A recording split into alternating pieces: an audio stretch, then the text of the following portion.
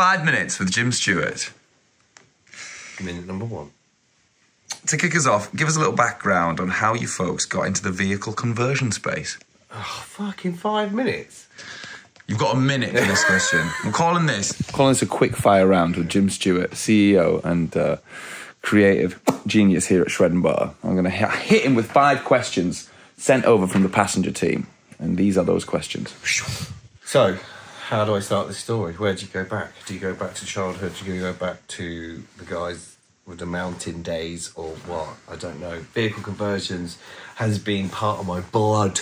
I've had petrol thrown from my blood since a young age of motorbikes and cars and getting into the motor trade and camper vans, then going off to the mountains and trying to progress a snowboard career and then coming back and merging everything that I knew into one and working with brands such as Passenger and other brands that I won't mention to create really cool kind of conversions to promote their brand, taking their brands on the road.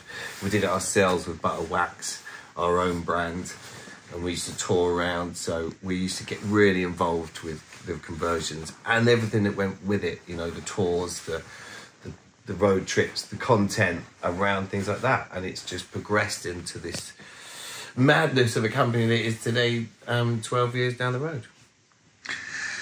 question number 2.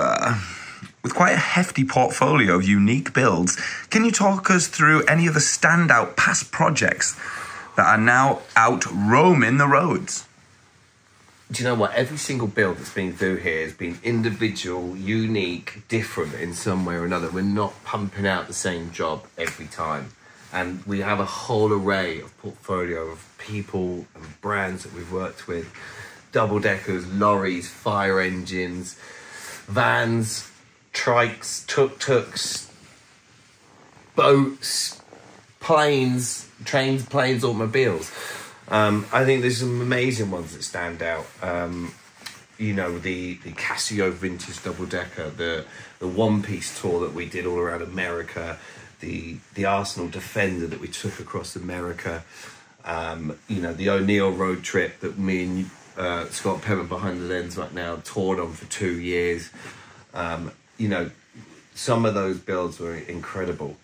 One of my favourites, which is out there at the minute, is the double-decker, which you would see on TV on Discovery Channel, Full Metal Junkies. 2 double-deckers sandwiched together and cut through to make a giant vehicle. All right. What were your first... what were your first... I can't speak. What were your first thoughts when Passenger came knocking? We think it's a pretty epic merger. Would you agree? I was very happy when Passenger came knocking. It is a brand that I love and live and breathe and wear already.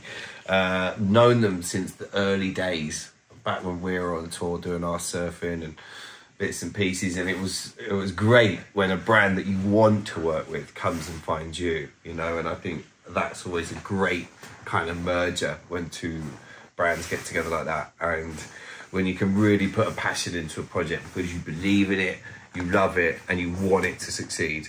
So it gives it that extra oomph. So I'm stoked to be working with Passenger right now. Right.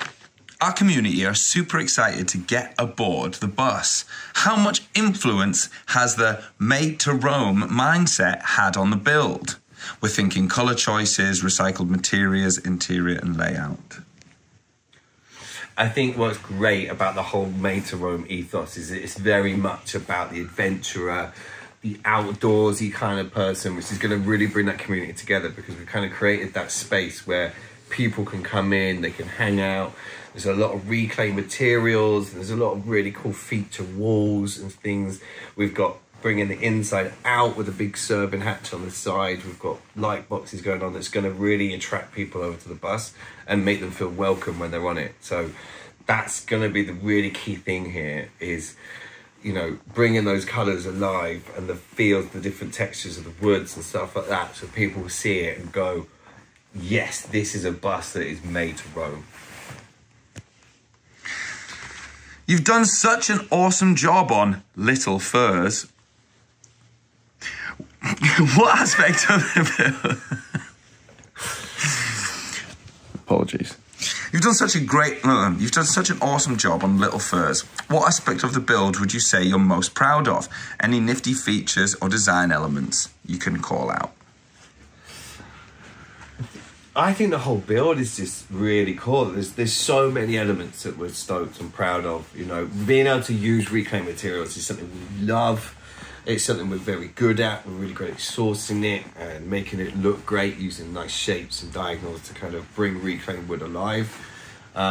It's more about who we are as well. So we're really proud to really use these kind of the sort of reclaimed woods. I think everything about this build is going to be unique. Everywhere you look, it's going to be like, that's cool, that's cool, that's cool. And there's not one part that's left alone, apart from like the cab, which is very much original, like schooly bus, which is cool. So everywhere you look, it's going to be something to be like, that make your eyes go, wow. And that's what's cool about this build. Right, well, there was 6 minutes with Jim. Look, what, we only wanted 5 and we got an extra minute. So look, going above and beyond as always.